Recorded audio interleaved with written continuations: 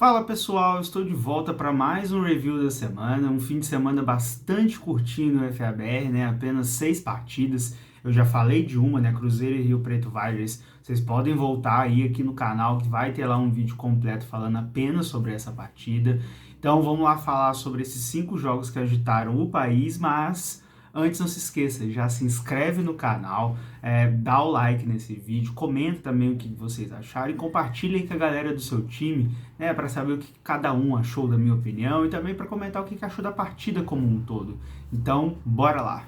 Bom, vou começar pelo Campeonato Paranaense, né? Tivemos lá em Maringá o Pyrus enfrentando o Paraná HP, né? Uma partida que o Pyrus mostrou algo mais do que contra o Crocodiles, né? Porque geralmente contra o Croco não dá para mostrar muito, é realmente complicado enfrentar eles, mas deu para ver um pouquinho melhor da defesa do time principalmente, né? Funcionou muito bem no primeiro tempo, conseguiu parar o HP em todas as oportunidades que teve, conseguiu sacar o Vitor Fogaça, né, em 2 oportunidades, fez bastante pressão, não cedeu tantas jogadas de impacto, né? E o ataque, assim, continua não funcionando muito bem. O jogo corrido e o jogo aéreo ainda são bastante ineficazes, né? Tem algumas jogadas de impacto, alguns grandes avanços, mas nada consistente. Assim, eu não vi nenhum drive do Pyrus que eu possa chamar de minimamente consistente, né? Então isso é um problema. Os QBs ainda estão se acostumando, né? São QBs novos, está tendo uma transição do Miyazaki para essa galera que está chegando. A defesa carregou o time no primeiro tempo, no segundo tempo não conseguiu segurar o ataque do Paraná HP, que veio muito bem, funcionando muito bem. E o grande problema dessa partida, assim como de todas as que eu assisti esse ano no FABR, são o número exagerado de faltas, né? A quantidade de faltas nas partidas tá beirando ali uma média entre 15, 20 e 25 faltas por partida. É muita coisa. É uma coisa que torna o jogo mais complicado, mais demorado, o jogo se torna chato de se assistir, né? Grandes avanços são desperdiçados por faltas bobas, os times precisam dar uma atenção, não só o Pyrus, tá? O HP também teve um jogo assim na última rodada.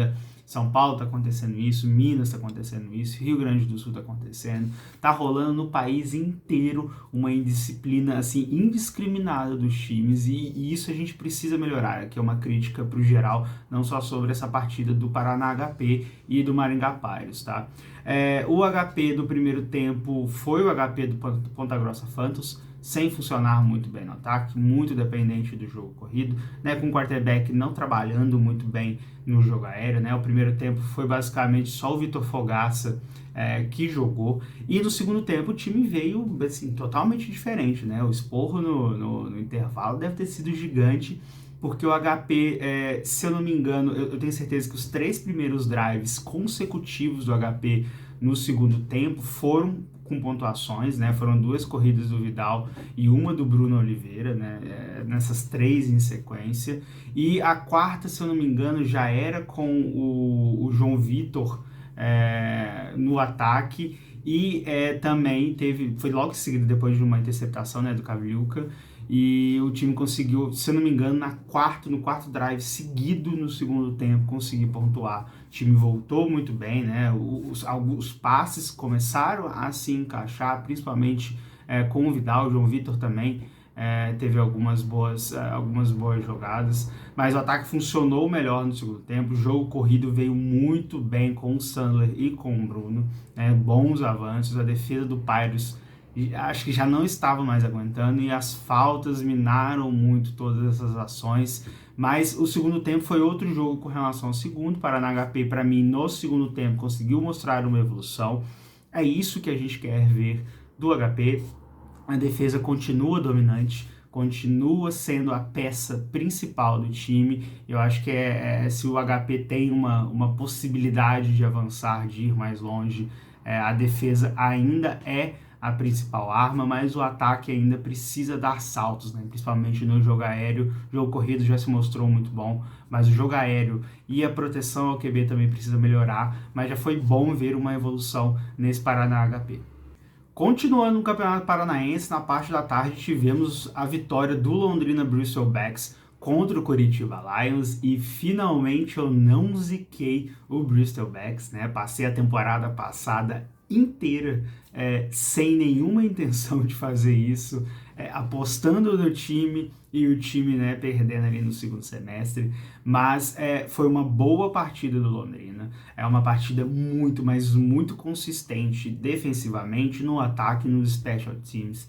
É um time que mostrou sim uma evolução, né, dominou por completo o Curitiba Lions, né, foi um jogo ali de 322 jardas totais, né, o Londrina Bristolbacks é um dos times que tem feito o trabalho perfeito, tá? Huddle deles já tá atualizadinho, acho que desde segunda-feira, já tá tudo certinho, bonitinho, tackle, jogadas aéreas, tudo certinho, o time tem feito um baita de um trabalho, e aí até ajuda na análise, né? O jogo do Bristolbacks foi bastante balanceado, né? Foram 191 jardas aéreas e 131 corridas, né? Até mesmo no balanceamento das jogadas foi bastante parecido. Então o time conseguiu revezar muito bem o seu ataque, usou muitas peças, né? O Alan Nascimento foi o quarterback no primeiro tempo, fez um passo para touchdown, correu para um outro, sofreu uma interceptação também, né? E no segundo tempo entrou o Bronzatti, gostei desse quarterback, não conhecia, não sei se ele é novo, se ele é até de algum outro time que tem alguma parceria com o Bristolbacks, mas jogou muito bem, 50% de passes certos, 60 jardas passadas, 2 passes para touchdowns, né? Foi uma baita de uma partida do Bronzage, assim como do Alan Nascimento também, que passou para 136 jardas, 6 passes completos e 11 tentados. Foi uma boa atuação dos dois QBs do Londrina Bristolbacks, e que tem ali um alvo em potencial muito, muito grande, né? Que tem um cachorro latindo aqui no meu bairro, aqui, tá? Se estiver saindo, não se preocupe, barulhento hoje. Tem um alvo ali que é muito confiável, que é o João Vitor Favaro, né, que surgiu no ano passado, veio assim de forma estrondosa, né, iniciando no FABR e continua nessa pegada, né, mais 2 touchdowns recebidos, é o principal alvo do time, né, também tem o Danilo Aquino ali como um alvo de segurança também do time, mas o Favaro é um nome que a gente tem que ficar muito de olho, o cara tem muito potencial, é muito jovem, e assim, tem um biotipo, né, ideal ali para wide receiver, muito bom em rotas longas, né? Opa, deu uma engasgada.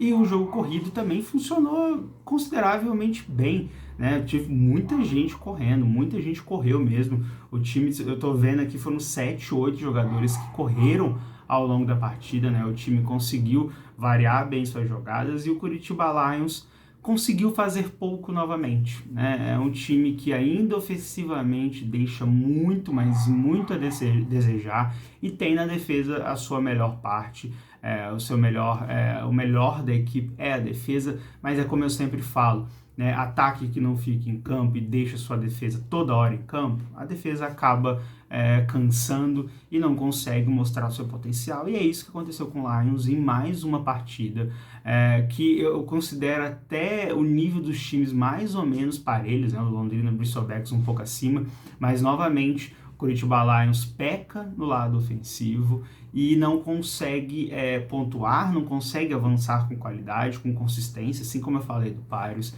e acaba prejudicando uma unidade boa que é a defesa. A gente vê, sofrendo 39 pontos todo jogo, mas tem peças boas, tem peças de potencial, mas que acaba cansando, né, ao longo do jogo, porque o ataque não consegue fazer sua parte.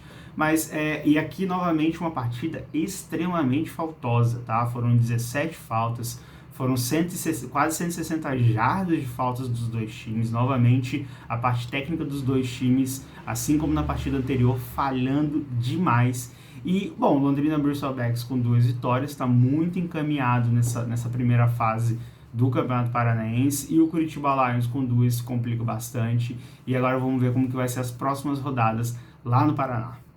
Partindo para a SPFL, tivemos um baita de um jogo entre São Bernardo Avengers e Corinthians Steamrollers. O Avengers, pela primeira vez na sua história, derrotou o Corinthians, conseguiu sua primeira vitória também na SPFL Série Diamante, né? Um marco, sem dúvida, histórico para o time de São Bernardo do Campo. E aí, aqui eu tenho que ser muito sincero, né? Esse jogo eu fiquei muito apreensivo, porque eu passei parte da minha vida, né? Até meus 13 anos de idade, eu vivi em São Bernardo do Campo. Então é uma cidade que eu tenho um carinho muito grande, é uma cidade que eu gosto muito, e eu acabei pegando o Avengers como o meu time, né? E foi bastante complicado, né? Foi uma partida até o finalzinho ali com os nervos à flor da pele, jogo de viradas, jogo de muitos, mas muitos erros mesmo por parte dos dois times, né? Principalmente do Corinthians Steamrollers. E saiu vencedor quem errou menos, né? Aquela velha lógica do futebol americano, quem erra muito e se o outro time se aproveita bem desses erros, principalmente de turnovers, acaba sendo vencedor, e essa lógica predominou nessa partida. Ofensivamente, é impossível dizer que foi uma partida boa dos dois times, é impossível, né? O Avengers, ele teve um domínio terrestre muito maior, uma boa partida do Marco Aurélio e do Noé? Foi uma boa partida dos dois, mas no geral, o ataque do Avengers ainda não rendeu bem contra um time com uma defesa de um nível um pouco maior, né? Rendeu bem contra o Ocelots, mas contra o Corinthians não conseguiu render muito bem, principalmente porque o jogo aéreo ainda é inexistente, foram apenas 9 passes tentados, né? Teve ali 5 de 9 tentados, foi uma boa média, sim, mas o time ainda prioriza muito o jogo corrido, e pegando defesas como a do Corinthians, né, que está acostumado a lidar, assim, a jogar jogos contra grandes running backs, fica complicado você fazer um bom jogo, mas ainda assim o Marco Aurélio e o Noé foram os dois grandes destaques do ataque do Avengers, mas sem dúvida nenhuma, o ponto de virada foram 6 turnovers que o Corinthians sofreu, né? Foram 2 fumbles forçados e recuperados pelo Avengers, e 4 interceptações lançadas pelo Lil Wells, né, o quarterback norte-americano do Corinthians Steamrollers, que estava numa tarde totalmente ruim, assim, absurdamente ruim. Fazia tempo que eu não vi um americano jogar tão mal como o Lee nessa tarde. Foram 4 interceptações muito, mas muito bobas, em que, se não me engano, 2 ou 3 o DB leu o quarterback e se antecipou. Foi o caso do touchdown, né, da pick six do Thales. Ele leu muito bem a jogada, se antecipou ao passe, conseguiu interceptar a bola antes que ela chegasse no wide receiver, e conseguiu a pick six, que naquele momento empatou a partida, né? Então foi uma partida de muitos erros, uma partida de muitas faltas, foram 21 faltas, quase 200 jardas de recuo dos times na partida. Tecnicamente foi uma partida terrível, né? De 14 faltas do Avengers, 7 do Corinthians. Isso arrastou muito o jogo, né? Além dos turnovers, o jogo foi muito arrastado. É um jogo majoritariamente, né, corrido, geralmente faz com que o jogo seja um pouco rápido, mas as faltas minaram toda essa agilidade que o jogo corrido dá a uma partida. Então, mais uma vez, os times precisam olhar a parte técnica, precisam ensinar o que é uma falta, o que é um hold, o que é uma conduta antiesportiva. Os times estão pecando demais e estão se minando, né? Principalmente isso, os times estão se prejudicando muito com tudo isso. O jogo poderia ter tido mais 1 ou 2 touchdowns, talvez até de cada time, se não fossem as faltas. Mas o Corinthians ofensivamente tentou muitos passes, foi um time que majoritariamente tentou avançar passando, não conseguiu muito efeito, né? Acertou ali 13 de 26, beleza, né? Mas foram 4 interceptações, né? O saldo ali ficou 50% de passes completos, mas no saldo final foram 4 interceptações e uma pick six, e isso foi fundamental para a derrota do Corinthians. Agora é aguardar, né, a última rodada do Avengers, né, que só tem mais uma partida contra o Leme Lizards. Precisa vencer essa partida e ainda precisa torcer por derrotas do Corinthians Steamrollers, que enfrenta o Ocelots e o Rio Preto Valhers, né, 2 jogos bem complicados. Mas é isso, foi uma baita de uma partida, uma baita de uma vitória do Avengers, e agora vamos ver os próximos passos dos dois times. Pela SPFL Série Ouro, o Franca Carrascos derrotou o Santo André Werewolves, né? Conseguiu se recuperar na competição depois de uma derrota para o Cruzeiro Guardians e o time de Santo André chega à sua segunda derrota na competição, já tinha perdido para o Santos Tsunami. E eu gosto de dizer que esse é um jogo de dois times em desenvolvimento. O nível técnico é sim mais baixo, mas ainda assim dá para extrair boas coisas dessa partida. Mas, como sempre, falar um pouquinho do aspecto negativo, né? A proteção dos dois times é muito ruim. Ao longo da partida, em poucos drives, os QBs tiveram um pocket mais sossegado, né, para fazer ali o seu trabalho, assim como os wide receivers, principalmente do time de Santo André, que droparam umas bolas muito fáceis. Um jogo de muitas faltas, novamente, assim como todos os outros que eu falei hoje.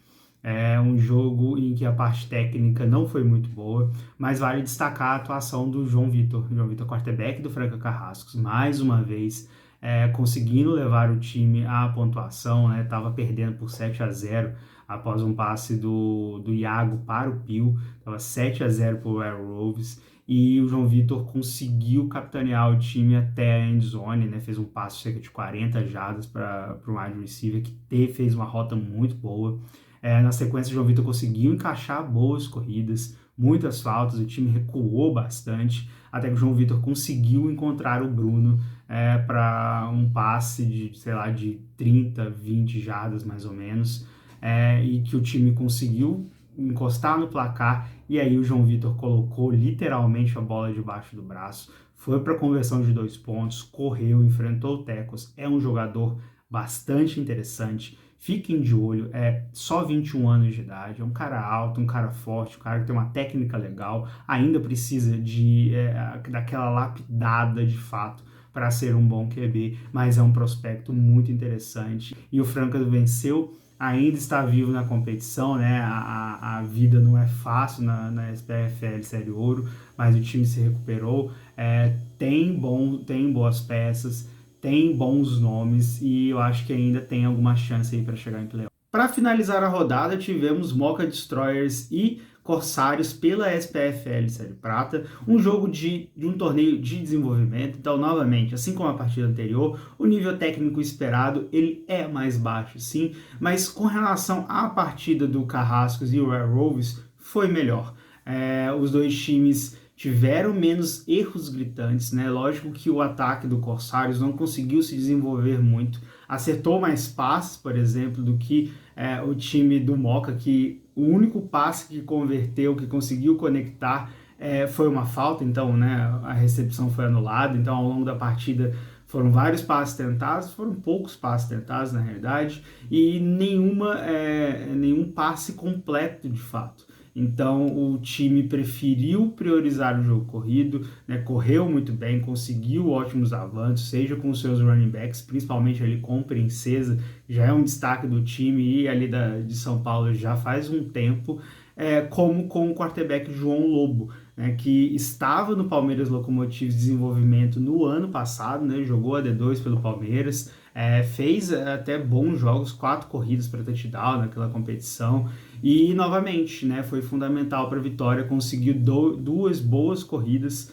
para touchdown, o time conseguiu acertar também, né, os seus extra points e um field goal com Capucho, que um kicker muito experiente e muito confiável também, né? Então o time rodou bem, eu acho que o plano de jogo não foi nada diferente do que a gente viu, né? Apostar no jogo corrido, que eu acho que onde as peças ofensivas de maior qualidade estão. Também o QB João Lobo, não sei, talvez ele esteja emprestado por Mocha, né? O Palmeiras está fazendo muito isso nesse primeiro semestre, então ele ainda não tem aquela conexão com boa parte dos wide receivers, então isso pode demorar um pouquinho para pegar. Primeira partida do ano do time. Um volume de faltas menor do que as partidas anteriores, mas ainda assim tivemos bastante faltas. Um jogo que a dinâmica foi mais acelerada, né? Um jogo eu acho que até mais fácil de assistir também, um bom highlight, uma boa gravação. E, bom, o Mocha estreou novamente com vitória, novamente bem, e vamos ver se esse ano ele consegue subir para a Série Ouro, porque ano passado, querendo ou não, ficou no quase, né? É isso, chegamos ao final de mais um review da rodada, espero que tenham gostado. Novamente o vídeo, eu não consigo falar pouco, parece que quanto menos jogos tem a rodada, mais eu quero falar dos jogos, mesmo às vezes sem muita necessidade. Mas espero que tenham gostado, não se esqueçam, se inscrevam no canal, curtam esse vídeo, comentem para que eu saiba o que vocês estão achando do conteúdo e também das minhas opiniões. Compartilhe com todo mundo do time de vocês e até a próxima.